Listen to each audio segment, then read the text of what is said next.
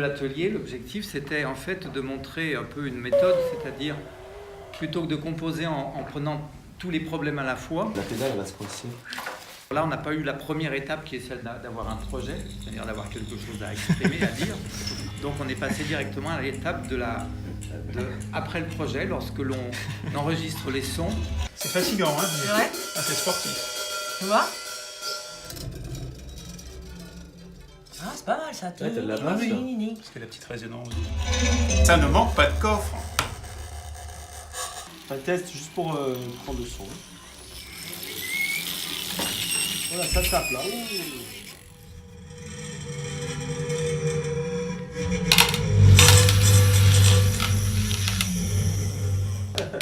C'est bon. Mais là, quand tu fais... Et puis d'un coup, on fait aucune relation entre les deux. Escabeau, prise 1.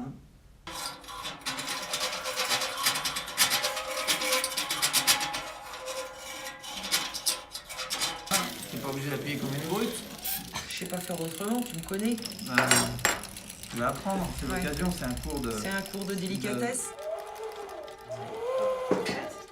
Vincent, prise 2.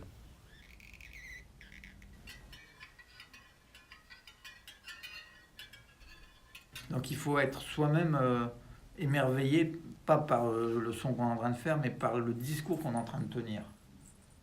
Et comme ça, on fait des bonnes séquences.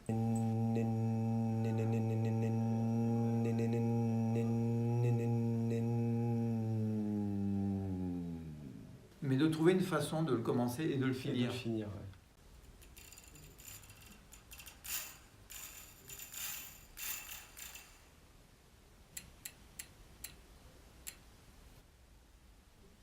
Bon, bah Tout voilà. à l'heure, tu l'as mieux fait, parce que là, tu le tiens comme ça, tu peux rien faire, tu contrôles rien comme ça. Ah, Tu d'accord. l'as mieux fait en tenant comme Alors, ça. le problème qu'il y a, c'est que le vélo fait du vent et on entend.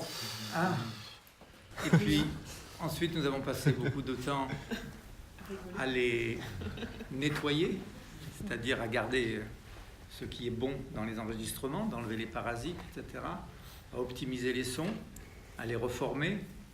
Et donc ça a été la majeure partie du travail en réalité. Je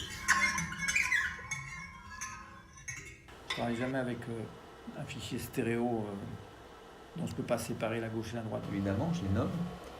Mais rapidement, sans Ouais. commentaire. Et ensuite, on optimisera tout ça pour ensuite commencer à faire des agencements. Donc pour ça, il faudra que vous ayez justement un peu en mémoire tout ce qu'on aura écouté. Donc vous prenez des notes, vous prenez en dictée, quoi, un peu, vous faites des petits dessins. Et au fur et à mesure que vous écoutez, vous essayez de mettre en relation peut-être les choses l'une avec l'autre en vous disant tiens, ce son-là, il irait bien avec le numéro 4. Vous mettez à côté peut-être flèche numéro 4 ou je sais pas quoi, enfin vous trouvez le moyen en tout cas de prendre des notes, disons, pour qu'on ne soit pas toujours obligé de réécouter à chaque fois tout pour savoir qu'est-ce qu'on va faire avec quoi. Quand on va optimiser, on pourra dégager toutes les parties graves qui nous gênent. Je vais le reformer pour qu'il fasse ping. Tu vois qu'il est vraiment Oui. une Et la impulsion, panoramique panoramique, ça non, ça je l'ai fait après, ça dans la composition, les panoramiques. Alors sur les panoramiques, pour continuer de donner de la méthode ou de la recette, je prête pas une attention énorme sur les panoramiques parce que moi j'entends pas spécialement comme très prégnant les changements de passage d'un son de droite à gauche. Ça n'a de sens que quand ça a un sens dans le projet. C'est-à-dire, si c'est une voiture qui passe, évidemment, j'accentuerai son passage de gauche à droite, certes. Mais après, un son, qu'il soit à droite ou à gauche, moi, ça ne va pas beaucoup me toucher. Mais par contre, ce que je fais, quand j'utilise plusieurs fois les mêmes sons, que je les ai transposés un petit d'un demi-ton, etc., je vais systématiquement, quand ils sont stéréo, inverser le panoramique 1 sur 2, pour que le son, quand ils sont stéréo, quand ils sonnent, quand il fait bling avec un petit peu plus fort à gauche qu'à droite, mais à peine, ça s'entend à peine, qui réapparaît une deuxième fois, un demi-ton au-dessus, là j'inverse. Comme ça il sonnera un petit peu plus fort à droite ou un petit peu plus présent à droite qu'à gauche. Personne ne l'entendra, même moi je n'entends pas, mais je le fais systématiquement pour donner de la mobilité en fait au son. Ou si je superpose aussi 2 prises de son qu'aurait faites, je ne sais plus qui, sur l'escabeau par exemple, il se peut que si la prise de son était stéréo, qu'il y ait plus d'aigus à gauche et plus de graves à droite. Et donc, si j'en superpose 2 séquences d'escabeaux différentes, je vais inverser le panoramique de la deuxième. Comme ça, elles vont superposer et les graves de l'une ne vont pas se mélanger aux graves de l'autre, les aigus de l'une ne vont pas se mélanger aux aigus de l'autre. Ou, à certains moments, l'idée que j'ai plein de petits sons qui vont faire après une explosion. Bon, bah, il y en aura un à droite, un à gauche, un au centre, un ici. Là, c'est pour faire un petit feu d'artifice qui se répartit dans l'espace. Tout ça, je le fais quasiment sans écouter. Je le fais à la vue, si on peut dire. Bien formé, d'en avoir enregistré beaucoup, ça vous fait des variations et ça vous évite d'avoir à mettre de la réverbération que tout le monde met, celle des plugins. Tandis que quand on a peu de son, on en met un, ah ouais, mais il n'est pas assez, alors on va commencer à le tirer, à le transformer, à le réverbérer, à le transposer, et ça va devenir pâteux et ça va perdre de sa qualité. Donc il vaut mieux avoir 10 fois le même son dans des versions différentes, plutôt qu'une seule version qu'il va falloir transformer pour lui donner 10 aspects différents. Mais l'idée, c'est pas de transformer, l'idée c'est de travailler avec des sons. Alors là, on travaille qu'avec des sons d'origine acoustique. Tous les sons qu'on vient faire, ce ne sont pas ce qu'on appelle des sons concrets, comme certains disent, hein, parce qu'il y a beaucoup de gens qui disent sons concrets en confondant son concret et son d'origine acoustique, mais son concret, ça ne veut rien dire.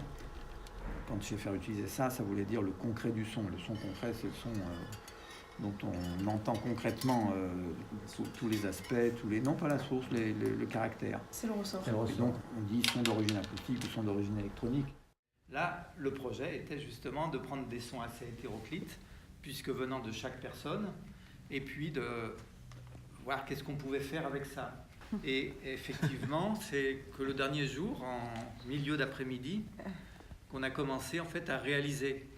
Quand on a un projet, en général, on sait où on va. Là, pour le moment, on avance un petit peu en tâtonnant. On peut effectivement se dire, il y a un son qu'on a repéré qui est super bien, qu'on a envie de faire entendre, mais on va le faire attendre le plus longtemps possible. Ça sera la récompense, ça sera la pierre précieuse qu'on met dans la musique ou le truc que les gens mémoriseront. Bref, quelque chose qu'on ne va pas donner tout de suite. On peut le définir. Alors, je ne sais pas si vous avez repéré un son justement que vous aimeriez faire entendre, mettre en avant, mais pas tout de suite, quoi. Oui. Moi, c'est Jack 4. C'est la 5 avec des respirations qui sont Oui, dans lesquelles il y a avec des hoquets, là. Ouais. Et tout ça. Mais alors, voilà. Mais ça, on ne va pas le mettre tout de suite, Voilà, effectivement. c'est un élément, Peut-être Mais alors, ce qu'on peut mettre avant, quelque chose qui grince, comme soit du vélo, du moteur, enfin, de la tronçonneuse encore. de mettre quelque chose ici, C'est long, hein. Entrecoupé, laisse. de pas... Oui. Oui, il y a plus de silence et tout. C'est vrai. On va mettre juste la couleur. Alors je peux le faire monter déjà même un peu plus tôt finalement parce que le son à l'envers il nous sert juste de lien. Et on fait péter après, ça permet de gagner encore du temps. Ah oui. C'est la solution. À ce moment-là, on met un peu de Florence, de la douceur dans les cheveux là. Maintenant qu'on a vu que ces deux trucs peuvent marcher ensemble, c'est peut-être de les faire attendre. Donc ces deux-là, je vais les reculer. Hein. Et si on mettait la rotation de Sophie? Alors c'est une solution aussi de mettre un... Ah oui. Notre rythme. Ah, attends, la rotation de Sophie. Je pense qu'il faut qu'on fasse attendre, là, qu'on cherche comment poursuivre le son plutôt fin de Florence. Comment le poursuivre, comment le faire changer, le rendre peut-être métallique, peut-être comme ce son tonique qu'on a mis là-haut, le rendre un peu métallique mais peut-être moins tonique, un peu plus granuleux, j'ai entendu qu'il y en avait dans les objets sonores, pour d'un seul coup faire rentrer le son de Jacques et celui de Sophie. Quand on réverbère un son, il faut mettre du vide derrière pour que la réverbération continue jusqu'au bout. C'est trop ralenti là ? Ça a peut-être trop ralenti. D'accord. Ça n'a pas de fond de dynamique. Un petit peu moins. Bon, je mets des trucs comme ça pour voir en attendant, mais vous me dites ce que vous voulez. Celui-là, c'est un son que j'ai transposé de 19 demi-tons. Moi, ça me convient, il y a tellement de possibilités. Le truc, c'est que quand je compose une musique, moi je peux composer la musique de n'importe qui maintenant, en fait. Ça restera la mienne parce que ça sera ma façon de faire. Un peu comme les peintres, hein, ils font peindre leur toile par d'autres, puis à la fin ils mettent le dernier coup de pinceau, et c'est une toile de Rembrandt, de Machin, de Raphaël et autres. Et donc, parce qu'ils ont formé les gens à leur méthode, etc. Là, c'est un peu ce qui se passe. Donc, cette musique, elle peut avoir cette forme-là, mais elle peut avoir une autre forme. Si c'est moi qui l'a fait, qui l'articule, qui fait tous les volumes et tout, ça sera ma patte qui sera dessus. Et là, je vous laisse quand même plus prendre les décisions, dire ça c'est trop fort, pas fort, parce que sinon, moi je peux faire de la musique avec ça maintenant. Ils orientent aussi. Voilà. Est-ce que tu penses qu'on Mais comme on est en démocratie participative, je vous donne l'impression que c'est vous qui le faites. Alors que j'ai déjà tout décidé d'avance. Ça s'appelle la démocratie. Alors la cohérence, finalement, c'est un peu la mienne. C'est-à-dire c'est mon savoir-faire.